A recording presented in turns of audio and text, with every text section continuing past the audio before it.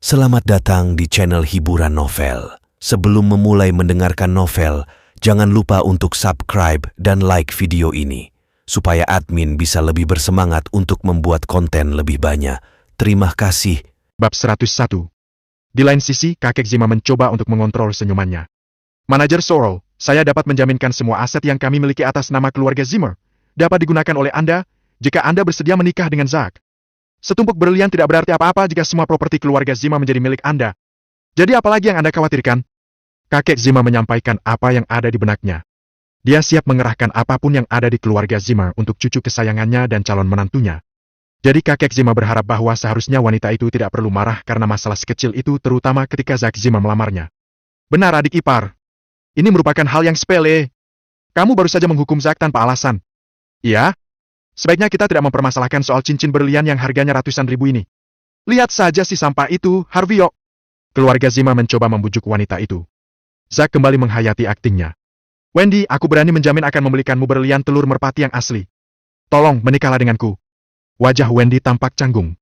Dia sadar setelah beberapa saat dan hampir tidak bisa berkata-kata. Zack, kau sakit ya?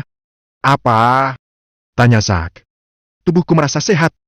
Aku bisa menunjukkan laporan medisku sebagai buktinya. Maksudku kejiwaanmu. Wendy akhirnya naik pitam. Dia menegaskan setiap kata yang dia ucapkan. Kau baru saja melamarku. Apakah kau sudah gila? Seluruh tubuh Zack gemetar mendengar kata-kata itu. Dia memaksakan diri untuk tertawa. Wendy, jangan marah. Ini hanya masalah berlian saja, bukan? Aku rasa masalah ini tidak perlu dibesar-besarkan. Ini bukan soal berlian. Wendy merasa mau muntah. Dia kemudian menunjuk ke arah Zack dan berkata, aku tanya kenapa kau melamarku? Apa kau benar-benar sudah gila? Apakah otakmu ada kelainan? Kita baru saja bertemu bahkan kurang dari 1 jam dan kau sudah ingin melamarku. Apakah otakmu seperti babi? Memangnya kau belum menerima hadiahku? Zack dengan penasaran bertanya. Itu kan yang kau mau. Kau sudah menerima hadiahku, berarti kau setuju dengan upayaku mendekatimu. Siapa bilang aku menerima hadiahmu? Dengan mengirim barang ke kantorku, kau bisa mengklaim bahwa aku telah menerimanya. Zack! Tunggu di sini! Rasa malu Wendy berubah menjadi kemarahan saat dia keluar dari villa dengan sepatu hak tingginya. Lalu, dia masuk kembali sambil menyeret karung besar dan dengan emosi melemparkannya ke hadapan Zack. Isi karung itu ditumpahkan dan keluarlah barang-barang yang telah diberikan oleh Zack kepada Wendy. Karung itu berisi sepatu, tas, dan perhiasan berserakan dari dalamnya. Aku datang hari ini untuk mengembalikan semua sampah tak berharga ini kepadamu. Wendy berkata dengan galak dan penuh emosi. Zack, apa kau meremehkanku? Apa kau pikir kau bisa memberikan mainan-mainan rusak kepada seorang gadis dan menyebutnya sebagai upayamu mengejar cinta? Kuberitahu kau sesuatu, Zack. Dengan sikapmu yang brengsek ini, setiap sepatu, tas, dan perhiasan yang kau berikan kepadaku itu hanya sampah yang tak berharga bagiku. Ingat itu. Sekretaris Xavier, ayo kita pergi. Wendy memandang Yvonne. Yvonne mengangguk dan mereka berdua berjalan keluar aula. Yvonne tersenyum tipis dan mengangguk pada Harvey tanpa mengucapkan sepatah kata pun, lalu berbalik ke arah kakek Zima. Kakek Zima, kami sudah mengembalikan semua barangnya. Kami masih ada urusan dan pamit terlebih dahulu. Ah! Ujung mata kakek Zima berkedut dan sambil berkata, Sekretaris Xavier, bagaimana dengan kontraknya? Yvonne berbalik dan tersenyum manis. Bukannya kami sudah bilang? Kami kesini hanya untuk membicarakan urusan pribadi dan tidak akan berbicara tentang bisnis. Jika kakek Zima ingin berbicara soal bisnis, bukan di sini tempatnya, melainkan di perusahaan. Oh, ya. Kakek Zima menyeka keringat dinginnya. Dia tidak tahu bagaimana caranya untuk mencairkan suasana yang terlanjur canggung saat ini. Dia kemudian memerintahkan kepada cucunya dengan suara rendahnya. Zack, tolong antar Nona Sorrow dan Sekretaris Xavier keluar. Setelah dia mengatakan itu, dengan cepat kakek Zima berkeliling dan bersalaman dengan para tamu di sekitar. Kejadian ini sungguh memalukan untuk dilihat. Pasangan muda itu bertengkar hanya karena sebuah berlian. Jangan terlalu memikirkan hal ini hanya pertengkaran yang biasa bagi anak muda. Mereka akan segera kembali rujuk. Bukan masalah besar. Banyak orang di sekitarnya mengangguk. Itulah satu-satunya logika bahwa mereka sedang berdebat. Kalau bukan, mana mungkin Zack sebodoh itu melontarkan pertanyaan untuk melamar seorang wanita begitu saja. Sekretaris Xavier. Zack berlari kecil mendekat ke arahnya dan tanpa malu-malu berjalan di samping Yvonne dan berkata, Wendy tidak mengerti, dia tidak dapat membedakan mana yang baik dan mana yang buruk. Bagaimana kalau kita makan bersama besok dan mengobrol? Tentu saja semua barang-barang ini memang untukmu. Zack mengatakan itu dengan bangga. Barang mewah yang dibelinya untuk Wendy adalah barang-barang mahal. Itu semua barang bermerek dan berharga puluhan ribu dolar. Yvonne benar-benar tidak habis pikir. Dia tidak menyangka Zack akan kembali berani mendekat dan tetap berusaha membujuknya bahkan mengajak dirinya kencan. PLAKK.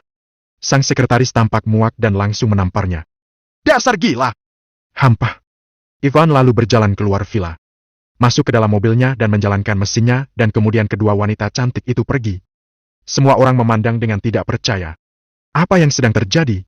Apakah Ivan cemburu? Apakah saat seberuntung itu ada dua gadis yang mengejarnya? Bab 102, 103 dan ke-104. Di tengah aula, kedua mata kakek Zima berkedut.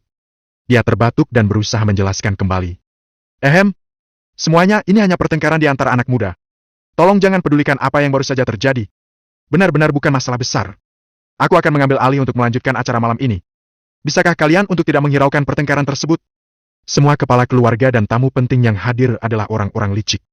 Namun mereka menganggap apa yang dikatakan kakek Zima itu benar. Mereka akan segera mengetahui apakah keluarga Zima akan berhasil mendapatkan investasi dari York Enterprise. Setelah para tamu dijamu dengan 3 gelas anggur, masing-masing kepala keluarga memiliki alasan untuk kembali pulang. Mereka tidak datang demi keluarga Zima. Sebenarnya keluarga ini tidak memiliki reputasi yang bagus dalam bisnis mereka. Tujuan mereka adalah ingin bertemu dengan Evan Xavier. Mereka tahu bahwa keluarga Zima begitu berpengaruh di York Enterprise. Beberapa kepala keluarga sudah merencanakan sesuatu dan memiliki tujuan masing-masing. Jika keluarga Zimmer saja bisa mengirimkan seorang pemuda untuk merayu Wendy Sorrell, berarti mereka juga bisa. Ketika para tamu telah pergi meninggalkan villa, Zack mengumpulkan keberanian dan menghampiri kakeknya. Dia membungkuk dengan hormat sembari berkata, "Kakek!" "PLAKK." Kakek Zima memberi tamparan keras di pipinya. Dia terlihat kecewa.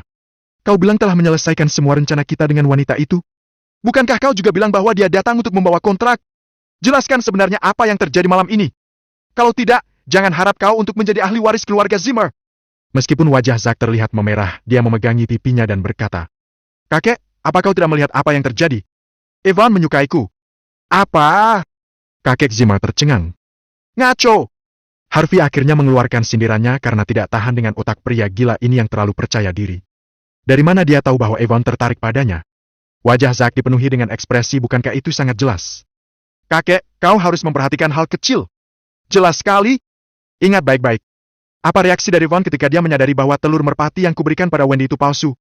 Dia tidak marah juga tidak mengejek. Dia malah memandang dengan kagum. Kenapa dia seperti itu? Terlebih lagi saat Wendy pergi, dia menghela nafas lega. Kenapa dia bersikap seperti itu? Kakek, bagaimanapun juga kau semakin tua. Pasti tidak akan mengerti soal para gadis zaman sekarang. Mereka lebih sensitif. Mereka tidak akan memberitahu secara langsung meskipun mereka menyukaiku. Evan tidak hanya ingin datang malam ini, tapi dia juga datang ingin menunjukkan perasaannya. Hal ini sangat jelas bahwa dia menyukaiku. Ketika dia tahu bahwa aku tidak memiliki hubungan dengan Wendy, bukankah ketika dia pergi dia terlihat sangat senang? Bab 103.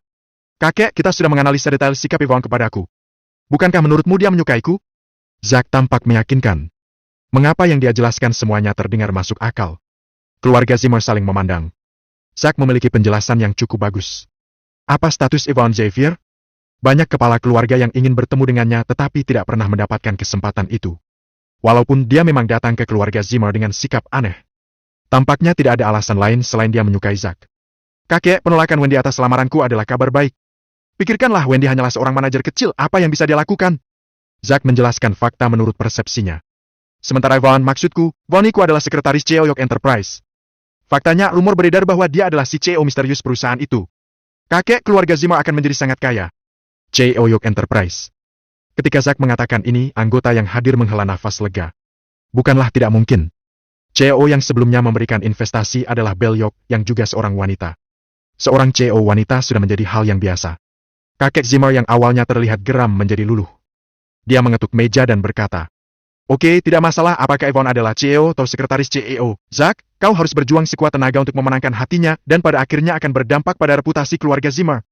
Jangan khawatir, kakek, aku bukan orang yang mudah menyerah seperti kebanyakan pria di luar sana. Tidak banyak pria luar biasa seperti aku di Nyumi." Zack sangat bangga pada dirinya sendiri. "Oke, itu akan menjadi rencana Zack. Mulai malam ini dan seterusnya kalian semua tidak diperbolehkan mengumumkan ini. Jika keluarga lain tahu apa yang akan kita lakukan dan mereka akhirnya bergerak terlebih dahulu, aku tidak akan memaafkan kalian." Perintah kakek Zimmer. Anggota keluarga lain diam-diam setuju karena takut. Namun, Harvey York tidak bisa menahan tawanya. Zack ini benar-benar sudah gila ya? Dia benar-benar mengira Evan memiliki ketertarikan padanya. Apakah dia sendiri tidak menyadari kalau dia bahkan tidak pantas untuk Evan? Dan tetap saja ingin mengejarnya. Anggota keluarga Zimmer yang lain mungkin tidak memahami sifat Evan, tetapi Harvey sangat mengenalnya dengan baik. Dia adalah seorang wanita yang merencanakan masa depannya sejak muda. Tidak hanya memiliki karakter yang tegas dan pengetahuan yang luas di berbagai bidang, tetapi dia juga memiliki beberapa investasi sendiri di luar perusahaan. Nilai asetnya sendiri sebenarnya melampaui nilai aset keluarga Zimmer. Evan tidak pernah berkencan dengan pria manapun di Nyumhi. Dia sama sekali tidak memiliki minat pada pria ahli waris terkaya sekalipun, apalagi seorang pria bodoh seperti Zack. Pria bajingan seperti Zack tidak memiliki bakat lain selain memiliki khayalan aneh yang semakin tidak masuk akal. Dia tidak hanya tidak memiliki rasa malu karena ditolak oleh Wendy, tapi dia sekarang juga ingin cari gara-gara dengan Evan. Mungkin Zack ingin mencari mati. Jika bukan karena Mandy Zimmer, Harvey pasti sudah membatalkan semua kontrak dengan keluarga Zimmer. Pewaris kelas rendah seperti itu hanya akan membawa aib bagi keluarga. Hei pecundang, apa yang kau tertawakan? Zack tiba-tiba menunjuk Harvey. Bab 104. Zack merasa bahwa dirinya ada dalam puncak hidupnya. Dia bisa menikahi wanita manapun yang dia inginkan dan juga memiliki keberuntungan, pikirnya. Namun, menantu pecundang ini, Harvey Yok, malah menertawakannya. Berani-beraninya orang itu. Saat itu juga semua orang berpaling pada Harvey. Namun, kebanyakan dari mereka memandang rendah padanya. Oh, maaf, aku benar-benar tidak tahan. Harvey menutup mulutnya sambil berkata. Sepertinya kau berhayal terlalu tinggi. Zack, menurutku, jangan merayunya. Tetapi coba saja, pasti kau nanti hanya akan menjadi menantu yang menumpang hidup di keluarga Xavier. Kita lihat apakah Avon akan menerimamu seperti itu. Kakau, menantu brengsek beraninya menghinaku. Amarah Zack terpancing.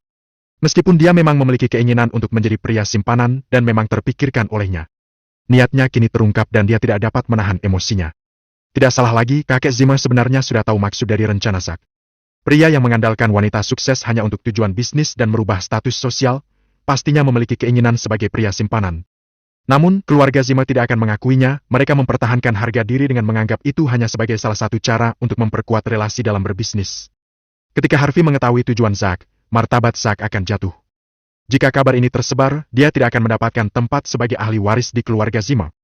Harvey, jangan bicara sembarangan. Mandy tidak tahan lagi untuk mengingatkannya. Apa dia tidak melihat begitu banyak orang di sini ketika dia berbicara seperti itu? Seharusnya Harvey bisa memahami bahwa terkadang ada beberapa hal yang seharusnya tidak diucapkan di depan publik. Harvey sama sekali tidak takut. Dia bahkan memanas-manasi kakek Zimmer. Zack tertawa dingin dan berkata, Kau tahu apa?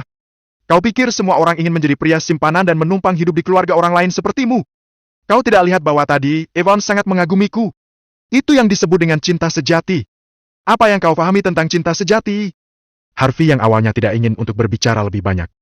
Namun, ketika dia mendengar kata-kata cinta sejati, dia tidak bisa menahan diri lagi untuk tidak tertawa terbahak-bahak lagi. Ekspresi Lillian Yates menjadi geram, emosinya tersulut dan dia melihat ke arah kakek Zimmer yang juga semakin terlihat kesal. Akhirnya wanita itu menegur. Harvey, jika kau masih saja bercanda, pergi dari rumah malam ini juga. Harvey hampir tidak bisa berkata apa-apa. Bu, aku tidak bercanda. Aku hanya merasa bahwa seluruh kejadian ini agak aneh. Zack bahkan tidak memiliki nomor pribadi Vaughn. Bagaimana bisa itu disebut sebagai cinta sejati? Jika ini diketahui orang di luar sana, keluarga Zimmer hanya akan menjadi bahan tertawaan di seluruh Nyumhi. Lillian menegur. Lalu apa hubungannya denganmu? Memangnya kau memiliki nomor pribadi sekretaris Xavier? Jika benar Zack tidak punya, lalu apakah kau termasuk orang yang tahu nomor pribadi Vaughn? Harvey menjawab tanpa basa-basi. Tentu saja aku memiliki nomor ponsel pribadinya, kami adalah teman baik saat di universitas dulu. Kenapa tidak? Lillian tertegun mendengar kata-kata Harvey. Dia tidak mengira bahwa Harvey berhubungan dengan Evan. Mandy menatap Harvey. Menurutnya, Evan dan Harvey sangat berbeda. Walaupun mereka adalah teman satu universitas sebelumnya, mereka seharusnya tidak memiliki hubungan apapun. Namun, dia memiliki nomor pribadi Evan. Apa hubungan mereka sedekat itu? Harvey, apa hubunganmu dengannya? Sepertinya dia sangat peduli padamu. Hati seorang wanita memang sangat sensitif. Mandy ingat ketika dia bertemu dengan Evan, dan menyapanya sebelum dia pergi. Mendengar pertanyaan Mandy, seluruh anggota keluarga Zimmer penasaran. Mereka tidak bisa memahami keanehan itu. Apa mungkin Harvey pernah memiliki hubungan dengan wanita berkulit putih, cantik, dan kaya ini sebelumnya, tetapi tidak berhasil? Kakek Zimmer melihat situasi. Zack, di sisi lain, memandang Harvey dengan tatapan tajam penuh emosi. Harvey tidak salah, dia memang memiliki nomor pribadi Avon. Oh, kami bersahabat waktu kuliah. Jawab Harvey dengan santai. Bohong! Persahabatan macam apa itu? Aku dengar bahwa banyak sekali pria yang melamar Avon saat kuliah dulu. Kau pasti salah satu dari pria yang melamar tersebut. Apakah kau kini merasa hebat karena sudah pernah menjadi kandidat pelamar Van? Kau pikir sudah berhasil kalau kau punya nomor ponsel pribadinya? Konyol! Zack merasa iri dalam hatinya. Harvey, dengar ya, kau ini menumpang pada keluarga Zimmer. Pikirkan saja istrimu sendiri yang sudah menikah denganmu sejak 3 tahun lalu, tetapi kau belum pernah sekalipun menyentuh Mandy. Kalau benar, coba kau hubungi Van. Lihat apakah dia mengangkatnya. Betul. Coba hubungi nomornya. Jangan hanya pamer. Keluarkan dia dari keluarga Zimmer jika dia berbohong. Dasar pembawa sial. Harvey mengabaikan mereka semua. Dia berpaling untuk melihat Mandy dan berkata padanya, "Sayang, kami hanya teman. Aku mengatakan yang sebenarnya. Percayalah." Bab 105 dan ke-106. Mandy penasaran. Dia tidak bisa menahan diri dan bertanya, "Seperti apa hubunganmu dengan Yvonne saat semasa kuliah dulu? Apa kalian berdua pernah memiliki hubungan?" Mandy tahu itu mustahil, dia tahu kemampuan suaminya yang tidak berharga. Apa mungkin dia bisa memiliki mantan pacar yang anggun seperti Yvonne? Harvey York tidak tahu apakah harus tertawa atau menangis. "Sayang, jangan pikirkan itu. Kami tidak pernah punya hubungan. Anggap saja kita tidak berhubungan baik." Lillian merasa curiga seolah-olah dia telah menangkap bahasa Harvey. Dia tidak bisa menahan untuk menegurnya. "Jadi, begitu? Pria simpanan sepertimu menyembunyikan seorang wanita di belakang putriku. Harvey, kau harus menceraikan putriku sekarang juga. Segera! Ibu!" Mandy memelototi Lillian. "Apapun itu, ayo kita pulang dan kita bicarakan nanti." "Tunggu." Zack menyela sebelum Lillian sempat melanjutkan. "Urusan kami belum selesai. Harvey, hubungi Yvonne dan jelaskan hubunganmu dengannya. Yang lain, jangan tinggalkan aula ini sebelum dia melakukannya." Zack menunjuk ke anggota keluarga yang lain untuk tidak beranjak pergi. "Kau gila!" Harvey tidak bisa berkata-kata. Apa yang Zack coba lakukan? Sean yang duduk bersama para tetua tiba-tiba berbicara. "Harvey, jika kau dapat membuktikan bahwa kau memang memiliki nomor pribadi Yvonne dan dapat menghubunginya, akan aku izinkan kau untuk bekerja dengan keluarga Zima mulai besok. Aku akan memberimu upah sebesar $700. Harvey menjawab dengan lemah. "Apa kau sudah lupa bahwa aku sudah punya pekerjaan sekarang? PHP, apakah kau menganggap menjadi petugas kebersihan di York Enterprise sebagai pekerjaan?" Seseorang menimpali. Jelas sekali bahwa orang ini tidak menyukai Harvey. Zack tiba-tiba tertawa. "Harvey, jangan-jangan kau menguping di kantor Yvonne saat sedang bersih-bersih di sana? Hahaha, kau pasti bercanda dan mencoba membodohi kami semua. Aku memang pernah melihat orang halus seperti ini, tetapi tidak separah dirimu. Mandy, suamimu terlalu lucu. Kau pasti sedang tidak sadar saat menikah dengannya." Hahaha. Wajah Mandy dan Lillian berubah mendengar kata-kata Zack. Sinsil Zima melotot ke arah Harvey dan bergumam pelan. "Hei sampah yang tidak berharga, kau bahkan tidak mencoba menyelamatkan istrimu sendiri saat dia dibuli." Harvey awalnya tidak mempermasalahkannya. Namun, dia emosi dan terlihat garang. Dia perlahan berdiri dan berjalan menuju Zack. Wush! Perhatian semua orang tertuju pada mereka berdua saat itu. Apa yang kau lakukan?" Zack begitu kaget saat Harvey melayangkan pukulan hingga ia berusaha menghindar dengan mundur beberapa langkah ke belakang. Dia cukup takut bahwa seorang seperti Harvey akan mulai memukulinya lagi. Wajah Zack berubah menjadi pucat ketika dia secara refleks menghindar dari pukulan Harvey. Saat dia sadar bahwa dirinya mundur beberapa langkah, bukankah itu membuktikan bahwa dia memang takut pada Harvey? "Aku tidak ingin melakukan apapun. Aku hanya ingin kau meminta maaf pada istriku," kata Harvey dengan pelan. "Kau gila! Aku minta maaf padanya. Jangan mimpi kau, Harvey!" Zack berteriak dengan marah. Zack melihat Harvey sepertinya ingin bergerak, jadi dia berkata, "Kau benar-benar sampah. Tidak bisakah kau menjadi pria yang lebih baik dan tidak menjadi orang yang brengsek sepanjang waktu? Apa maksudmu?" Harvey bertanya dengan nada dingin. "Buktikan itu. Buktikan bahwa kau benar-benar memiliki nomor ponsel pribadi Yvonne. Jika kau berhasil membuktikan, aku akan meminta maaf pada istrimu. Namun jika kau gagal, kau akan mendapatkan konsekuensinya." "Tentu saja." Harvey mengangguk dan dengan santai mengeluarkan ponselnya untuk menghubungi sebuah nomor. Kriking, kriking, kriking. "Maaf, nomor yang Anda tuju sedang sibuk, silakan coba beberapa saat lagi." Cat, tuh. Harvey membeku. Kenapa Yvonne tidak mengangkatnya? Itu saja yang dapat kau buktikan? Hahaha, kau benar-benar bodoh. Aku pasti sudah gila sampai mau mempercayaimu. Zack tertawa dingin lalu berbalik dan pergi. Harvey tampak bingung. Dia tidak tahu apa yang sedang terjadi. Logikanya, Yvonne tidak akan pernah berani mengabaikan panggilannya. "Sampah!" Cynthia berteriak. Wajahnya dipenuhi rasa jijik. Terlalu memalukan untuk memiliki saudara ipar seperti itu. Lillian berjalan juga dan menatap Harvey dengan sinis untuk beberapa saat. Dia kemudian berkata dengan suara rendah. "Pecundang! Keluar dari keluarga Zimmer dan jangan pernah kembali. Jika kau berani kembali, aku akan mematahkan kakimu." Mandy bimbang. Memang memalukan bagi suaminya karena panggilan itu gagal, tetapi mengapa dirinya merasa lega. "Pergilah! Tinggalkan keluarga Zimmer. Keluarga Zimmer tidak membutuhkan sampah yang tidak berharga sepertimu. Keluar! Pergi dari sini! Kau masih ingin berlagak menjadi menantu di sini? Keluarga Zimmer telah memelihara anjing gembel, mana bisa kami anggap kau sebagai manusia? Kau pikir dengan mengenal Yvonne di masa lalu, itu akan mengangkat martabatmu? Anjing akan tetap saja menjadi anjing. Dan jangan pernah berlagak seperti manusia. Harvey tersenyum. Dia terlalu malas untuk menjelaskan kebenaran kepada mereka. Dia kemudian berjalan keluar dari aula. Ketika dia berbalik, dia mendengar tertawa lepas yang merendahkan dan menghina dirinya tak henti-hentinya. Terima kasih telah mendengarkan cerita novel. Sampai ketemu kembali di video berikutnya.